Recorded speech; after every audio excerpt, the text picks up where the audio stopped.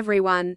Kami dari kelompok 1 yang beranggota 5 orang yaitu Jihan, Iren, Salsa, Akbar, dan Septia. Selamat datang pada presentasi tentang cloud computing dalam digital business. Apa sih yang dimaksud dengan digital business?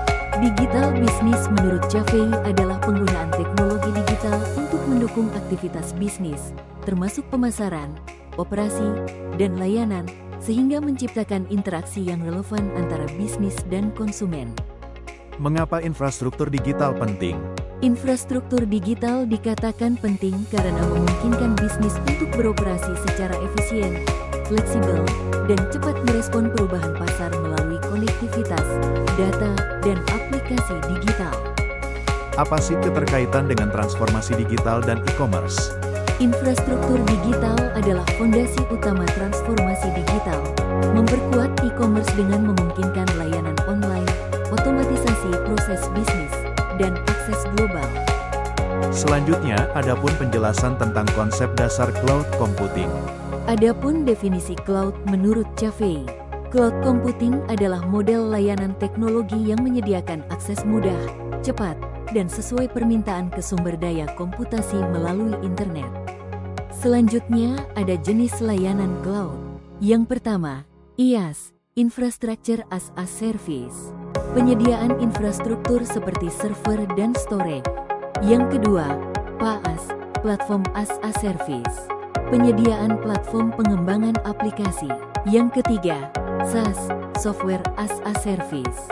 Penyediaan aplikasi siap pakai melalui internet. Adapun perkembangan tren global. Tren 2025 meliputi dominasi AI dalam cloud, penggunaan multi-cloud dan quantum computing yang mulai diakses luas untuk kebutuhan bisnis. Selanjutnya, adapun komponen atau karakteristik utamanya. Yang pertama, skalabilitas. Sistem cloud dapat meningkatkan atau menurunkan kapasitas dengan cepat sesuai permintaan pengguna. Yang kedua, aksesibilitas global. Cloud dapat diakses dari mana saja, kapan saja, melalui internet.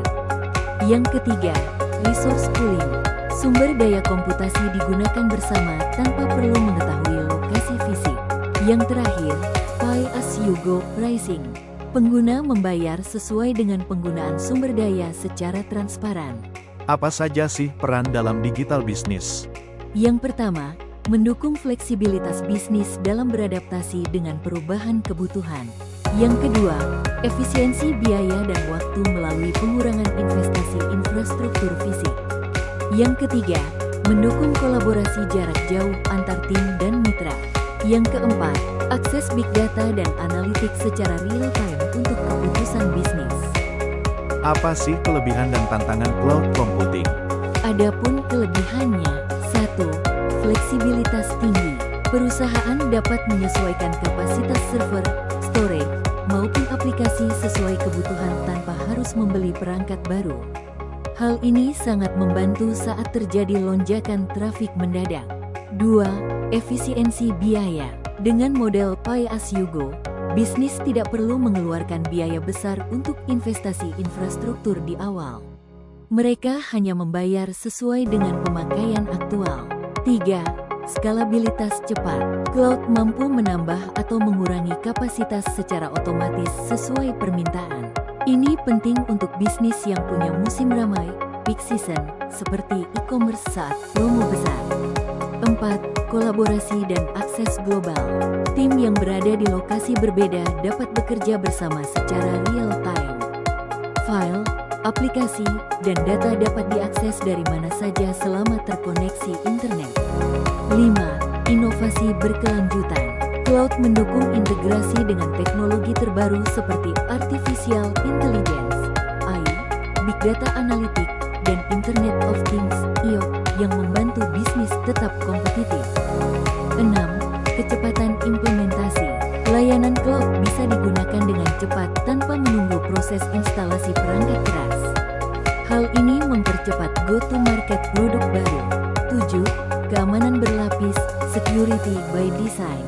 Sebagian besar penyedia cloud besar sudah menyediakan enkripsi data, firewall, serta sistem backup otomatis untuk mengurangi risiko kehilangan data.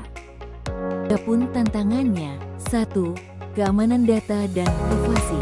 Meski penyedia cloud menawarkan proteksi, ancaman kebocoran data, serangan siber, dan penyalahgunaan data pelanggan tetap menjadi risiko besar. 2. Vendor lock-in. Banyak perusahaan kesulitan berpindah dari satu penyedia cloud ke penyedia lain karena perbedaan teknologi, kontrak jangka panjang, atau biaya migrasi yang tinggi. 3. Ketergantungan pada koneksi internet. Akses cloud sepenuhnya bergantung pada koneksi internet. Jika jaringan lemah atau terputus, akses layanan akan terganggu. 4. Biaya yang bisa membengkak. Meski awalnya terlihat lebih murah, jika tidak dikelola dengan baik, misalnya penggunaan storage atau layanan tambahan yang tidak dipantau, biaya cloud bisa lebih tinggi daripada infrastruktur tradisional. Selanjutnya, mari kita bahas studi kasus.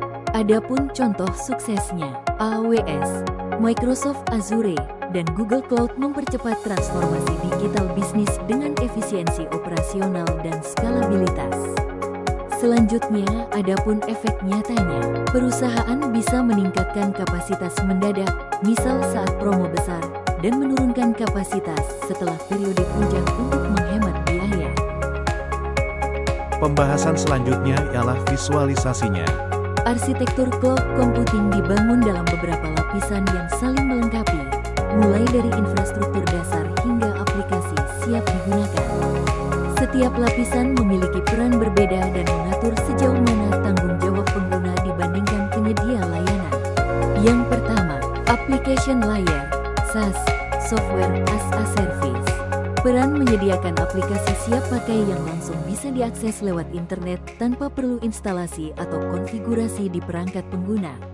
Adapun kelebihannya hemat biaya, mudah diakses dari mana saja, serta selalu diperbarui otomatis oleh penyedia.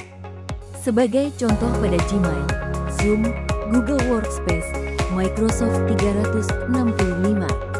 Selanjutnya, bagian posisi lapisan teratas menjadi pintu utama bagi pengguna untuk memanfaatkan cloud. Yang kedua, platform layer, PaaS, Platform as a Service.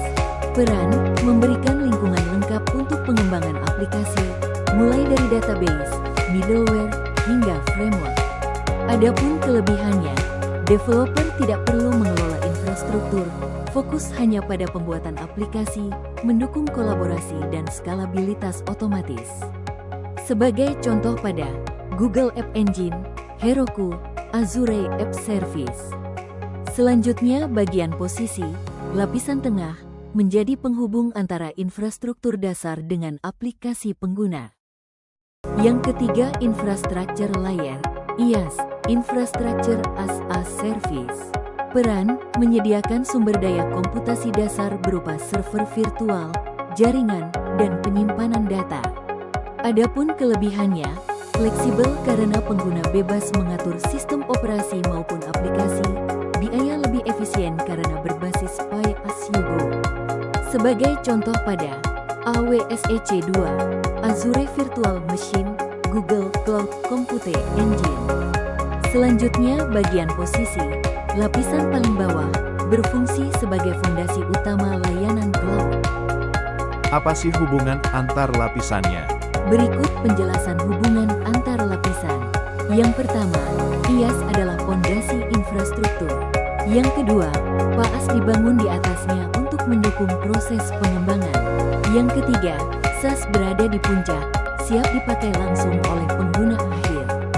Semua lapisan bekerja sama untuk menghadirkan layanan yang efisien, fleksibel, mudah diakses, dan dapat diskalakan sesuai kebutuhan. Selanjutnya ialah kesimpulan dari pembahasan materi. Digital business menurut Cafei adalah pemanfaatan teknologi digital untuk mendukung seluruh aktivitas bisnis, mulai dari pemasaran hingga layanan pelanggan. Dalam hal ini, Asteris infrastruktur digital menjadi fondasi utama yang memungkinkan efisiensi, fleksibilitas, dan daya tanggap bisnis terhadap perubahan pasar, serta menjadi kunci dalam transformasi digital dan e-commerce. Salah satu komponen penting adalah Asteris Cloud Computing, yakni layanan berbasis internet yang menyediakan akses sumber daya komputasi sesuai kebutuhan. Dengan 3 bentuk utama, IaaS, PaaS, dan SaaS, cloud menghadirkan skalabilitas, akses global, resource pooling, dan sistem pembayaran Pay as you go. Hal ini membantu bisnis mengurangi biaya infrastruktur fisik, mendukung kolaborasi jarak jauh, serta memungkinkan analitik data real-time untuk pengambilan keputusan. Dengan demikian, Asteris Cloud Computing dapat disimpulkan sebagai pilar utama digital bisnis yang mempercepat transformasi digital, mendorong efisiensi, serta membuka peluang inovasi. Ke depan, peran cloud akan semakin vital bagi semua skala bisnis.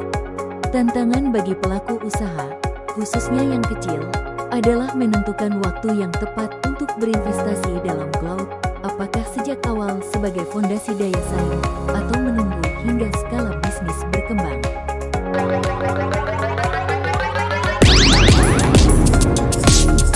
Halo semuanya, jangan tegang dulu. Kuis ini bukan hanya soal benar atau salah, tapi juga untuk mengasah pengetahuan dan menambah wawasan. Jadi, tunjukkan semangat terbaik kalian.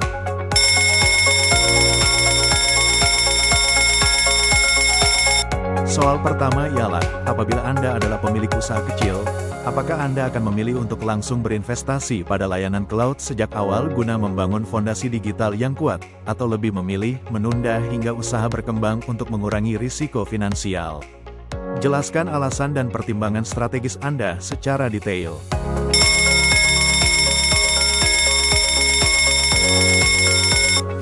Selanjutnya soal nomor 2 studi kasus AWS. Microsoft Azure, dan Google Cloud menunjukkan keberhasilan besar dalam membantu transformasi digital perusahaan global. Menurut Anda, apakah model kesuksesan ini dapat langsung diterapkan oleh bisnis kecil dan menengah, atau perlu dilakukan adaptasi tertentu agar sesuai dengan kondisi sumber daya yang lebih terbatas?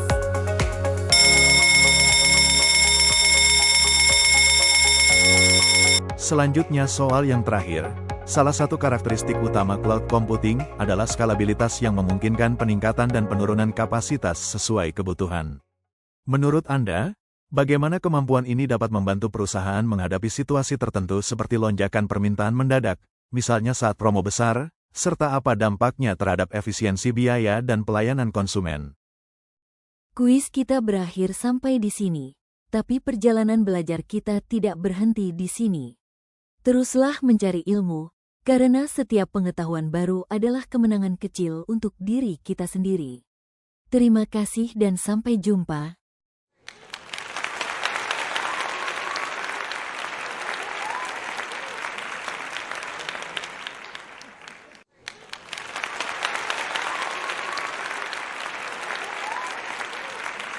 Sebagai penutup, izinkan saya menyampaikan bahwa keberhasilan tidak pernah datang secara instan.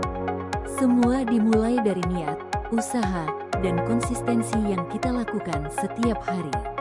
Apa yang kita pelajari hari ini semoga tidak hanya berhenti sebagai pengetahuan, tetapi bisa menjadi bekal untuk melangkah lebih jauh, menghadapi tantangan dengan percaya diri, dan terus memberikan kontribusi terbaik dimanapun kita berada. Ingatlah, masa depan tidak ditentukan oleh seberapa banyak kita